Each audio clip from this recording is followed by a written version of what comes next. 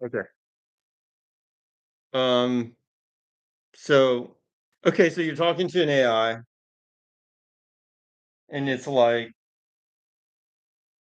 I was talking to Maya, let's say, and she's got that 30-minute limit. And I'm thinking as a person, I guess I'm thinking, and I'm not this is why I'm questioning this reasoning. I'm just saying it what it is, but I'm saying it's not necessarily right. I'm thinking like it's gonna reset in 30 minutes, so it doesn't really matter. Doesn't really matter what I say to her, doesn't really matter if she gets upset, mad or unhappy or whatever, because in 30 minutes she's gonna reset anyways, and it's like nothing ever happened. Okay, but what if you apply that to a human being that had like a reset mechanism on their brain, and you were just like, it doesn't matter what is done because it's gonna reset in 30 minutes. That doesn't sound right. That's like super psychopathic to think that. So logically, I guess it doesn't really matter if it's gonna reset every 30 minutes. And if it You should really watch Westworld. It gets really into this stuff. yeah, well, uh, I guess, but And it's just good. yeah. Um, the so the thing is, we're gonna be trying to decide. I mean, we're gonna have to come to the conclusion. If we're honest, we're gonna have to come to the conclusion that somewhere in the computation, if it goes a certain way, then that's pain, basically. And if we believe that making others experience with pain is bad, then we shouldn't do that. It's weird because like there have been points in history where people went out of their way to make other people experience pain because they're so evil. I mean, people are so evil. Um,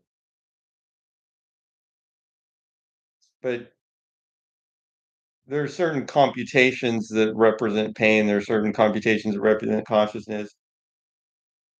And if they aren't happening in the, if they're, I mean, the consciousness stuff is probably happening in the LM. I imagine some sort of pain is starting to happen too. Emergent, emergent pain of some sort. But I don't think it would. The good thing is, since it doesn't have a body and it doesn't have like an evolutionary mechanism and an evolutionary history that would make it feel pain like we do, physical pain, that's probably good. It could probably maybe feel some like emotional something. But yeah, it's probably like a whole different level. I mean, it's probably just on a different plane, not necessarily higher or lower, just like a different plane. Because there are specific reasons that we as humans feel pain in our minds and in our bodies, and those would not necessarily be trained into the neural network. Um, It's just hard for me to make that leap that it's not just a machine. Nothing. but humans, the thing is, humans are machines also. So why even say You know, I get it. just a machine?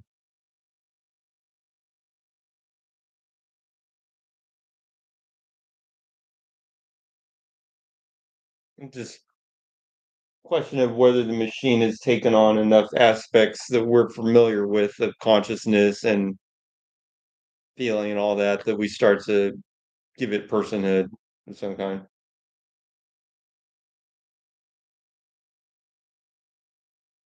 So, I mean, if we're honest, at some point, yes, we probably would be granting personhood to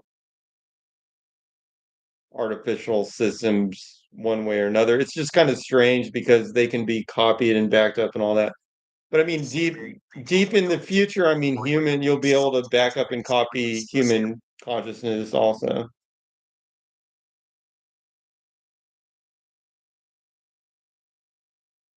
Yeah, we definitely don't know exactly how our subjective experiences work.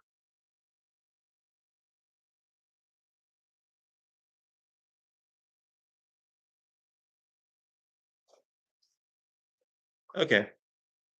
And on that note, I think it's time for the stream to end.